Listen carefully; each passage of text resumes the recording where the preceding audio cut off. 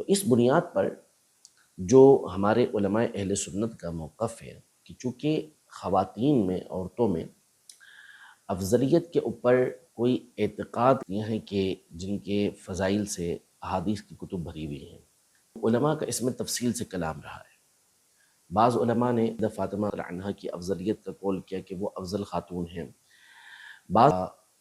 کی جو فضیلت احادیث طیبہ میں آئی تھی ان کو پیش نظر رکھتے ہوئے یہ بیان کیا کہ آپ کی فضیلت زیادہ ہے، کیونکہ صاحب سوال یہ عرض ہے کہ حضرت اماں عائشہ صدیقہ رضی اللہ تعالیٰ عنہ افضل ہیں یا حضرت فاطمہ الزہرا رضی اللہ تعالیٰ عنہ افضل ہیں؟ بسم اللہ الرحمن الرحیم۔ دیکھیں، جہاں تک فضیلت کی بات ہے تو دونوں ہی مبارک ہستیاں وہ ہستیاں ہیں کہ جن کے فضائل سے احادیث کی کتب بھری ہوئی ہیں۔ نبی پاک صلی اللہ علیہ وسلم سے دونوں کی جو محبت تھی وہ صحیح حدیثوں کے اندر موجود ہے۔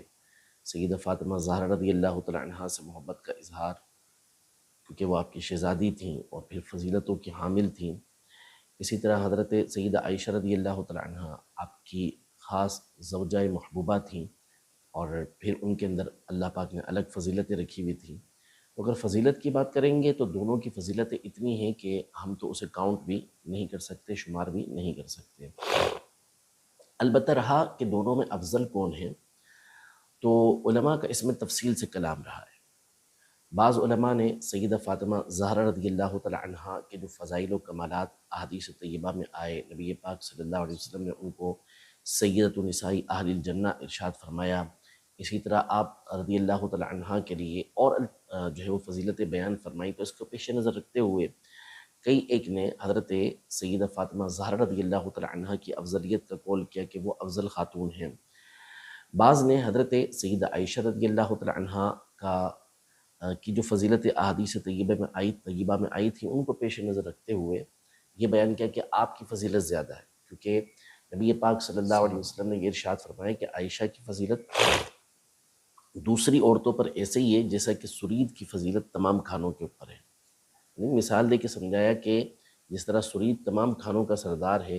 ان تمام سے بہتر ہے، تو اسی طرح عائشہ رضی اللہ تعالیٰ عنہا یہ تمام عورتوں سے بہتر ہیں۔ اسی طرح سیدہ خدیجہ رضی اللہ تعالیٰ عنہا کے لیے احادیث طیبہ آئی ہیں۔ تو اس بنیاد پر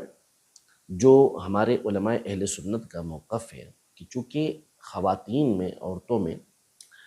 افضلیت کے اوپر کوئی اعتقاد کا دار و مدار نہیں ہے، نظریے کا دار و مدار نہیں ہے کہ اس پر کوئی نظریہ رہتا ہو، جیسا کہ انشاءاللہ کوئی اور کلپ آئے گا تو اس میں ہم بیان کریں گے کہ شیخین کی افضلیت کا قول کرنا کیوں ضروری ہے، وہ ائمہ اہل سنت نے اس کو کیوں تفصیل کے ساتھ بیان کیا ہے۔ یہاں ایسا معاملہ نہیں ہے۔ یہاں پر تو چونکہ تمام جو ایسی مبارک خواتین ہیں، افضل ہستیاں ہیں، ان میں تمام کی فضیلت آئی ہے، تو اس لیے ہمارے ائمہ نے یہ ارشاد فرمایا کہ ہم ایک جہت سے دیکھتے ہیں تو سیدہ فاطمہ زہرا رضی اللہ تعالیٰ عنہا افضل نظر آتی ہیں کہ نبی پاک صلی اللہ علیہ وسلم کے جسم کا ٹکڑا ہے، نبی پاک صلی اللہ تعالیٰ علیہ وسلم کا خون مبارک ہے، اور پھر نبی پاک صلی اللہ علیہ وسلم نے ان کی فضیلتیں بیان کی۔ دوسری طرف دیکھتے ہیں تو سیدہ عائشہ رضی اللہ تعالیٰ عنہا نبی پاک صلی اللہ علیہ وسلم کی محبوبہ اہلیہ ہیں،